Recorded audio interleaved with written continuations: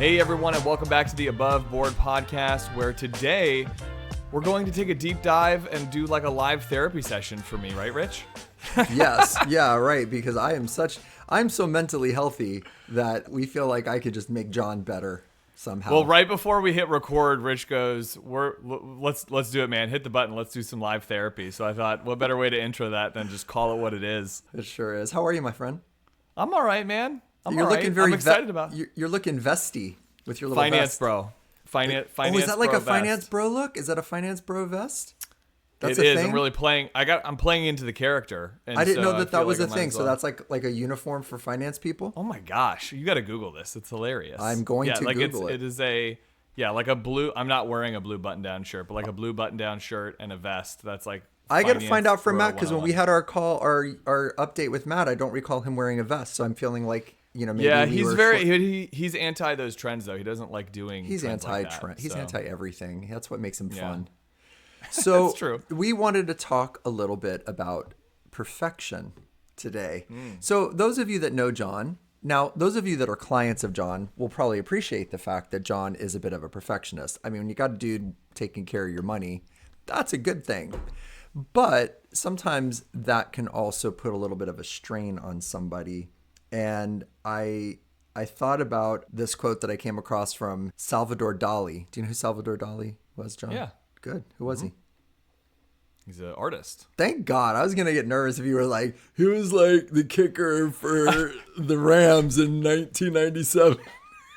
I have to really be on my toes these days because anytime within the first 5 minutes of every podcast, you ask me a question that's like, that could expose a generational gap of like, something that I don't know. I'd say you're good. You're a solid A-.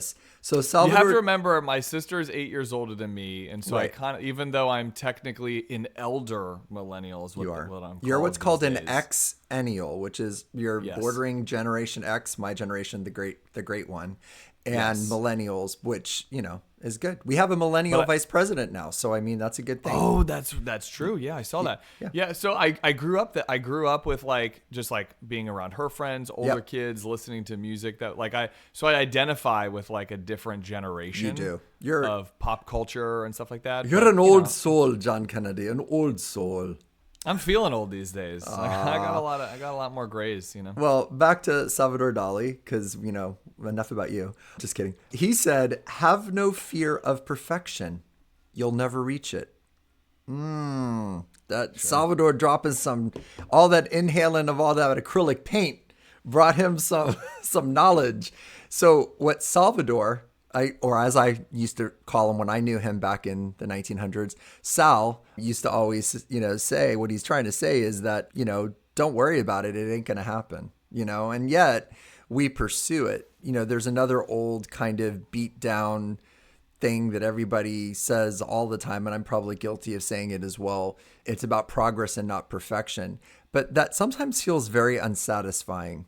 Like you go through your checklist of things that you've done and you can say, well, I made progress today, but this didn't work and this didn't come through and I messed up this call and I lost this issue. And so I've known you for a long time now. I feel like I've watched you grow up, little Johnny. And You and me are growing up on this podcast, buddy. we are. It's 5 years. By the way, can we talk about that? We are Yes. in our 5th year. We're in our 5th year of this podcast. We should, and we have not like beat Joe Rogan yet. I mean, I thought that's after 5 years, you're just automatically number one. I send him emails to come onto our podcast. He ain't interested. His camp doesn't reply. He ain't interested. I'm kidding. But that's great. Congratulations on 5 years. That's amazing. Thank you. Your struggles with perfection are some things that I've seen you get very frustrated with. And I wouldn't say I've seen it so much professionally. I almost feel like, and I could be wrong, my read could be wrong. I feel like you get it professionally. You're still very tough on yourself. But I've seen you with other things. I've done everything from work out with you to paint houses with you or a house with you to, celebrate holidays with you, to work with you, to podcast with you. You are never, I don't know if you ever feel like a peaceful feeling of like, wow, I gave it my all. I left it all on the field. I'm good. Or maybe, am I wrong? Yeah, I mean, I guess you're right. You mentioned a few moments ago about our industry, and that if somebody works with myself or Matt, that it's probably a good characteristic to feel like we're a perfectionist. And I do think over the time and doing this as a profession, you develop this sense of you certainly got to get the big things right, but you also got to get the little things right. Because for me, it's like if I miss a sminer, I almost called it a small and minor. That's actually gonna be a new word.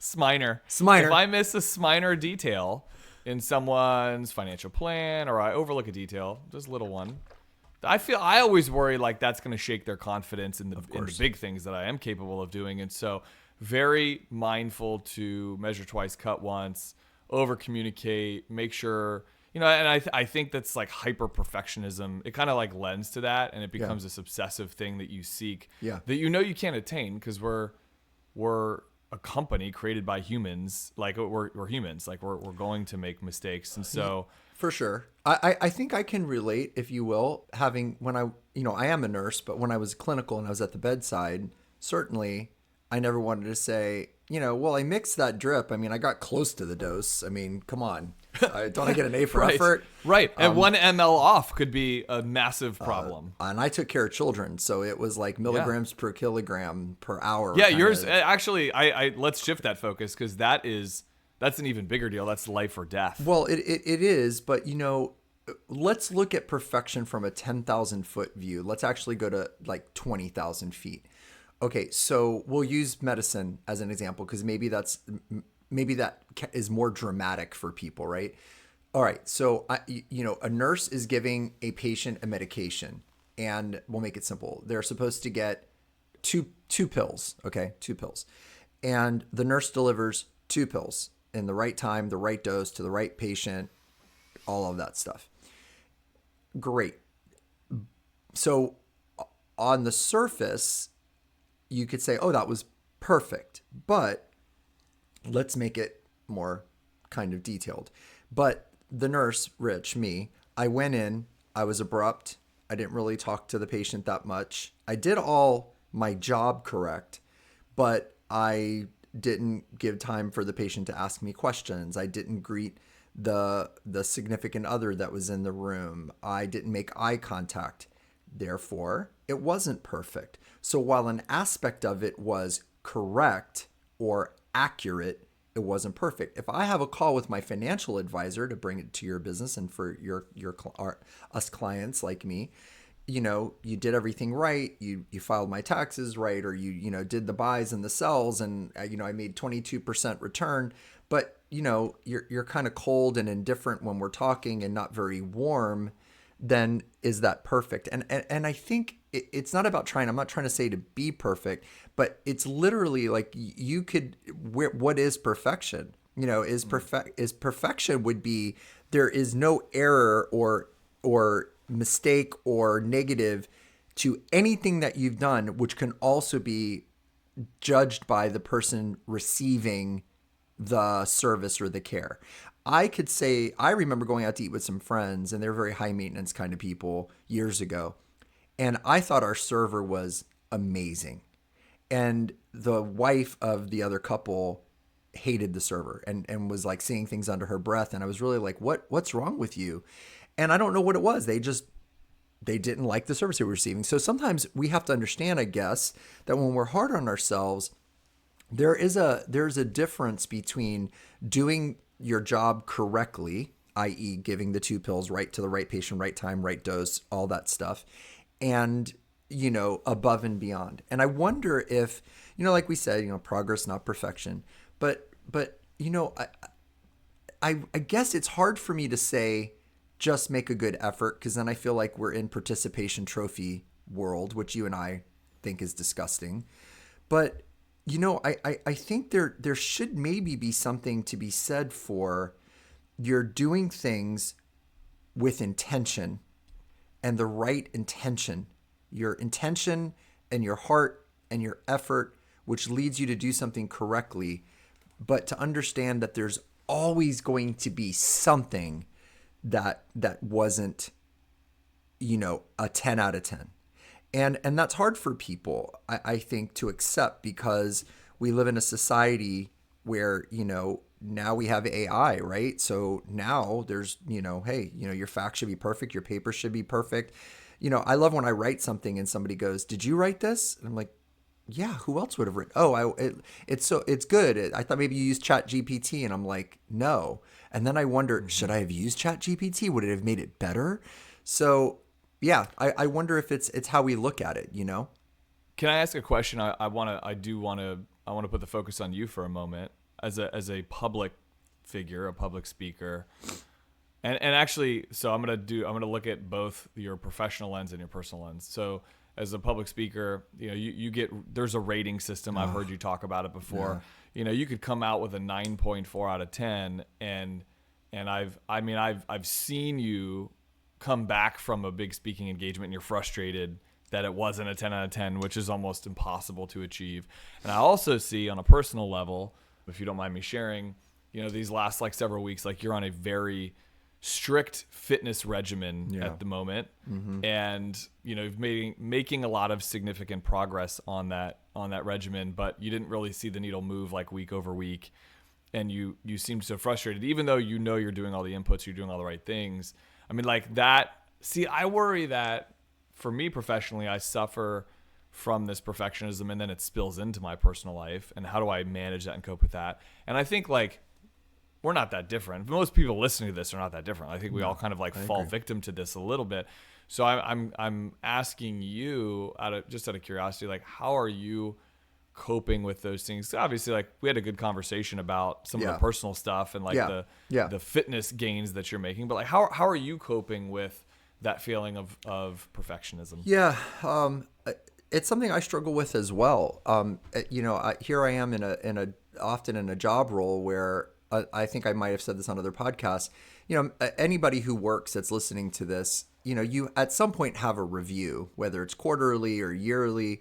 But imagine if every time you came to work, you were reviewed. Like on a day, you work Monday through Friday, let's say 9 to 5 or whatever it is. And at the end of that day, whoever you serve or work with, let's say your boss is going to rate you, and then every client or whoever customer, all of them are going to rate you every single day. It can be daunting. Now, I'll tell you honestly, there are times when I'll talk about an audience, because it's different than a client. I do well with clients, thank goodness. I have amazing clients. But like, let's say I get an audience rating, and I've spoken for big crowds in the past.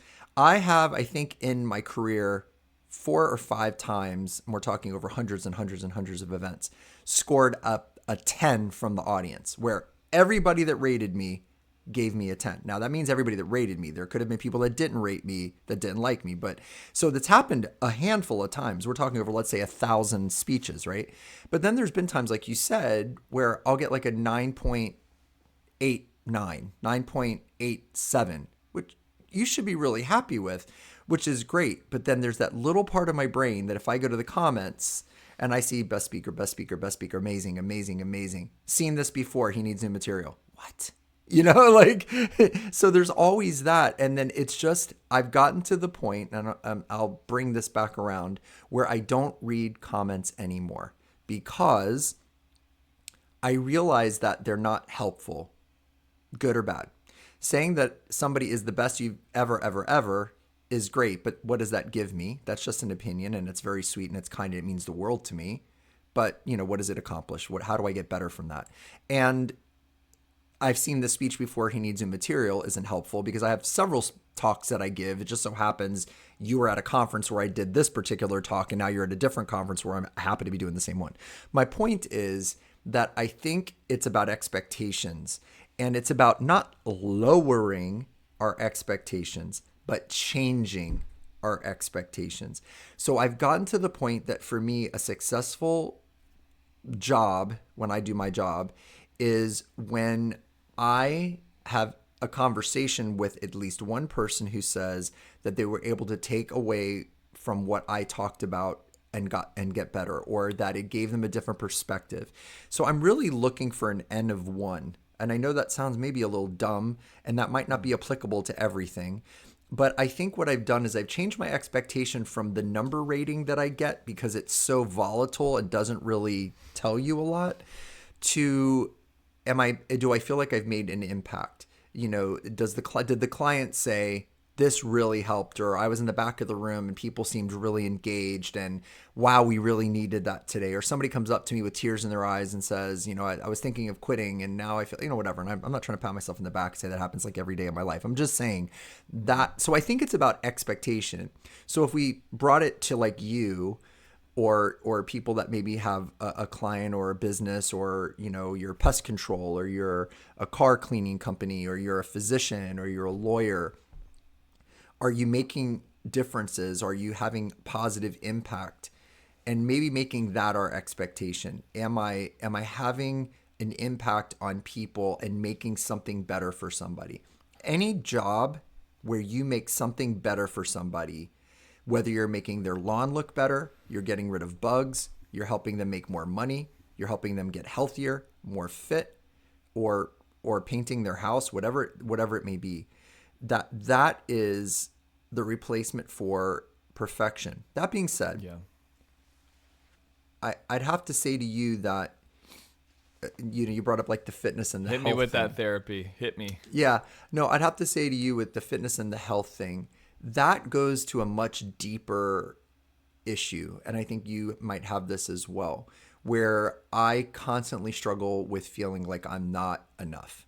I feel like I'm not smart enough. I'm not successful enough. I'm not fit enough. I'm not good looking enough. I'm not fill in the blank enough. And that's just how I was raised, and I had tough parents. But I heard Tony Robbins say, speaking about his mother, if I had the mom I wished I had, I would not be the man that I'm proud of being today. So, yeah, sometimes I could look back and wish that I had a mom that, that was this or that, or gave me this, or told me how wonderful I was all the time and all that kind of stuff. But, not that I'm this amazing, perfect person, but I am deep down have gotten to a point where I am sort of, I have a degree of pride in who I am, or positive feeling about who I am, and feel like I do some good in this world. So I think it's the fitness thing ties into an insecurity that I've had since I was very young, where, being bullied, told you were ugly, different things like that. I didn't look like what was popular to look like in the 70s. Everybody had like the feathered Farrah Fawcett, Leif Garrett, Sean Cassidy looking hair, Scott Baio. Anybody that's around my age is nodding their head if they're, they know what the guys were that all the girls had posters of on their walls. I'm proud that I knew 3 of those names. Which one didn't you know? You said Farrah Fawcett, Scott Baio, Sean Cassidy, Sean Leif Cassidy, Garrett. the Leif Garrett. I don't Leif know who that Garrett. is. Oh, Leif Garrett was a very popular pop star in the 70s for a short period of time, who subsequently in later generations was on like every reality show for like recovery and all this kind of stuff. He's had a tough life, but was really popular when I was in like middle school and elementary school.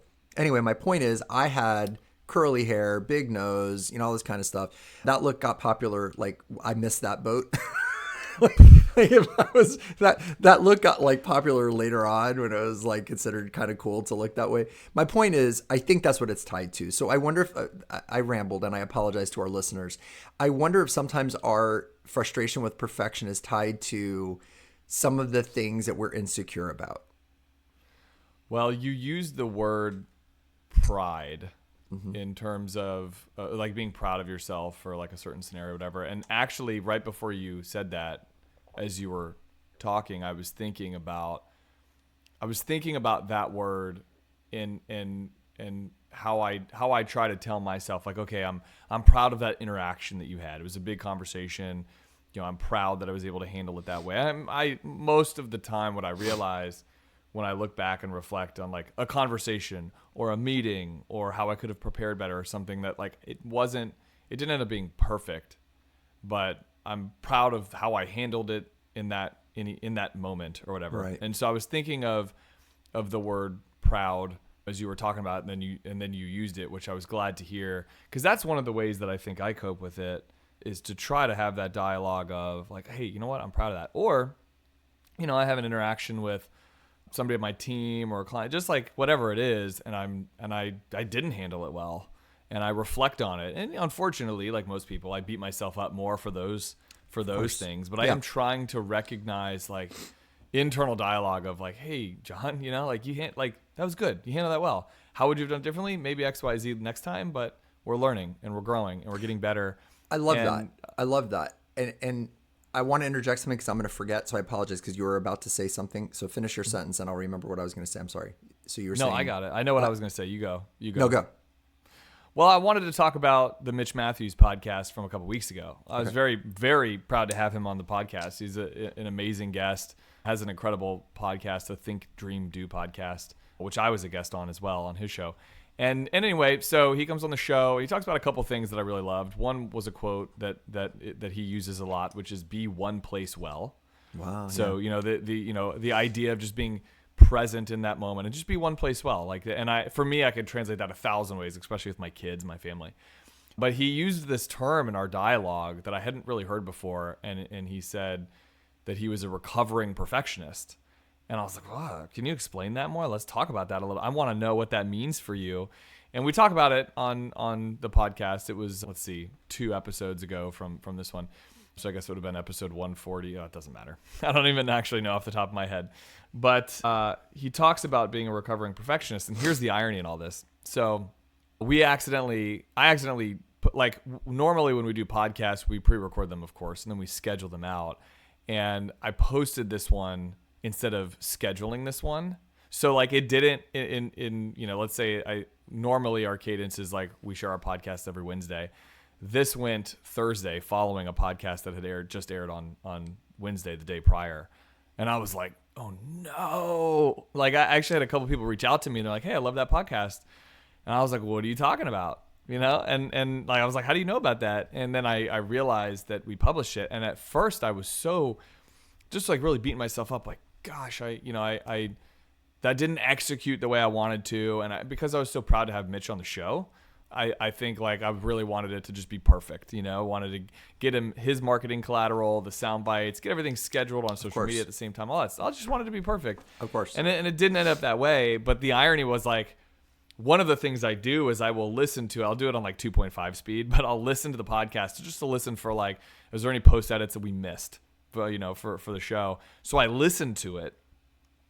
And then as I'm listening to it, he's talking about being a recovering perfectionist. I'm remembering the conversation that we had. And I'm like, what am I doing? What am I doing that I'm like beating myself up over this thing? And I'm so upset about that this happened, when in reality, like, it just, for me, it was like, this was a meant to be moment. Like this all happened exactly the way it was supposed to. And when, certain things I'm sorry, I didn't mean to interrupt, but like certain things you get hit with at a certain time, it has that impact for you. Yes. It had that impact for me because I'm like stressed about this not being perfect. And we're talking about why we can't be perfect. And I'm like, this is meant to happen. This is so crazy what you just said. You just said it had that impact on you, right? Yeah. You just said, okay, no lie, because there would not be enough time for me to write this down. I just wrote to say to you, we have to focus on the fact that we have to ask ourselves that even though something didn't meet our expectations, we have to ask, did it reach its impact? I just wrote that right here. Look. That's cool. That's cool. Impact right there where my finger is. So maybe that's a better measure. Maybe the measure is not expectations that are flowery and ridiculous and go through the roof and just, out of the realm. But did it reach its impact? It didn't meet, but did it reach? Meet and reach. I'd rather reach than meet. So did it reach its impact? Did it achieve its impact, if you will? And it posted when it posted, but we don't know what would have happened if it would have posted when you timed it right. Maybe if you would have posted it at the right time, that would have been when your internet would have shut off and it would have glitched. Maybe somebody who needed to hear it wasn't going to be listening to podcasts that day and would have skipped this one. I told you, because I always listen to our podcast that I'm not on, I haven't listened to this one yet because I'm behind.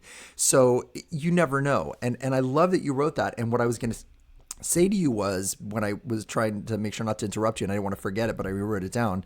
There's a thing in Catholicism, I might be pronouncing it wrong, called an examine. And it's at the end of your day, you do a reflection on your entire day, and you look at areas where I could have done this better, I could have done this worse, but this was a blessing. This was something that worked out really nicely for me. This was something that somebody said to me that meant a lot. We just got a really nice compliment from Josh and his wife. His wife actually said to Dawn, our friend Josh, our mutual friend, our neighbor, just the kindest thing about our kids. And it put tears in my eyes. And that's something that at the end of the day today, when I look back, I'll go, oh, man, I had this great podcast with John, and, it wasn't perfect. I interrupted him one time and I forgot to say this and I messed up the quote, but I felt like it had an impact. And so I think that because we want to give solutions to this, if you're recovering, struggling, whatever you want to call it, perfectionist, it's okay to continue to strive for excellence. Excellence is something you can achieve. Perfection is ridiculously impossible. So maybe replacing perfection with excellence, and excellence is, look, if a football team goes to the Super Bowl, even a perfect season isn't perfect, right? It's only happened a couple of times, right? One of it was the Miami Dolphins, just by the way. I was going to say, I actually thought it only happened once, but I think it didn't. I'm not up on my football facts. I thought what's his face? The Patriots, didn't they have a perfect season? I don't think so. Oh, we're not the authority. We're definitely not the authorities on this, somebody let us know. John, you know everything about sports, but even the perfect season, there was things that didn't, somebody got injured or, this didn't happen or whatever. So it's really about, but excellence was achieved. If you win every single game and go to the Super Bowl, then win the Super Bowl, you certainly can say you achieved excellence. That's a really good, I don't mean to interrupt, but that's a great analogy, because even in the 1972 Miami Dolphins perfect season, there was the quarterback fouls and penalties, and the quarterback was replaced. The quarterback, if I'm not mistaken, Bob Greasy was the quarterback. I could be wrong. I'm so embarrassed. It was Greasy. But I don't know think why I know this. But there was a period of time where I think he got injured, and there was a couple of games he didn't play. And I apologize to all our sports fanatics who know better than I do. Right. But there were some things that happened but they still won. But that's the beauty of that analogy, is like, even in the game, you win the game, but you've made errors, you've made penalties, you had a false start, right. You made a pass interference, you had all these things that happen. It would be impossible to perfectly execute. And I think is empathy the right word? Like, give yourself the empathy of. I think it's being compassionate with yourself and just being like, hey, man, give yourself grace. I love the word grace. It's the middle name of one of my favorite nieces of all time. But give yourself the grace of just going, hey, I did an excellent job. Perfect? No. Okay, so I want to learn from what I did. What could I have done better? I could have done this. I could have done this. I could have done this. But overall, hey, good job. And if it wasn't a good job, then be real with yourself. You know what? I didn't give it my all today, or I messed up on my diet. And when John showed up with the cupcakes, I ate a cupcake. Okay, cool. Tomorrow, I know that cupcake was 375 calories. Tomorrow, I'm gonna walk for 3 miles and burn up some calories. And you just make it up. But I think to close this whole thing out, looking at your expectations and resetting them a little bit and saying, even though it didn't meet my lofty expectations, I want to know if I achieved impact. So meeting expectations is good, but achieving impact is better, because ultimately it doesn't matter what your expectations are. It matters what your impact was. If your expectation is that you have a client meeting where everybody is crying and hugging you and saying you're the best advisor in the world, that's great. That's your expectation. But then if they leave there and then go right back to their same bad spending habits, then obviously your words of wisdom didn't have impact. If the meeting ends with a polite, thank you so much, John, that was great, shakes your hand and walks out the room, but in 3 months, they're like, wow, John, I made all these changes in my budgeting and I did this and I did that and I was able to afford this, then you had the impact. So I think that's one piece. And then the other piece is giving yourself grace and reflecting, taking time to reflect on what the day was, what you did, what you didn't do, what you can learn from it. Give yourself grace, give yourself thanks, be thankful and grateful for what you've achieved. And then just, understand that hopefully you'll be blessed with another day tomorrow and another chance to have impact. Yeah, I really enjoy how you wrapped that. I think giving yourself grace is really important, because for a perfectionist, again, there's no grace. We just identified nothing will ever really go perfectly. Ever. And if you just beat yourself up on the things that didn't, Yeah. that's a hard life to live. I agree. And I'm the king of when somebody gives me a compliment. Hey, Rich, I made oatmeal raisin cookies for our buddy John Gatto, right? I love him. And that's like his favorite cookie. I have so much happiness. I guess I'm a little like my dad. It's very Italian. Like, you love cooking for people, right? And he said to me one time, like, oh, extra raisins. So I made this recipe and I put in like 50% more raisins than normal. But one of the batches, I was on a call and I kind of overcooked about 6 of the cookies because it was a smaller batch. He eats a cookie and he says, oh my gosh, bro, these are amazing. What did I say? Did I say, here, multiple choice? Did I say, thank you? Did I say, oh, John, I'm so glad? Or did I say, yeah, just so you know, there's like 6 of them that are slightly overdone and I'm sorry about that? Yeah, of course. That one, Of course. right? Yeah. And so this is a lesson that we all have to learn. Your cookies ain't going to be perfect, but they might have some impact. So appreciate the cookies that you give out to the world. Amen, brother. Bring us home. Hey, man, we just are so grateful for you all checking in with us here. Doing this podcast is it's really just a work of love on our part. And we know it's not perfect. But we really hope that when you examine your day today, you'll look back and listen to this podcast and you'll go, wow, Rich was perfect. John could use some work. Just kidding. We hope you'll look back on this podcast and you'll say, hey man, I learned a little something. Don't beat yourself up for not achieving perfection, but give yourself some grace for having some impact.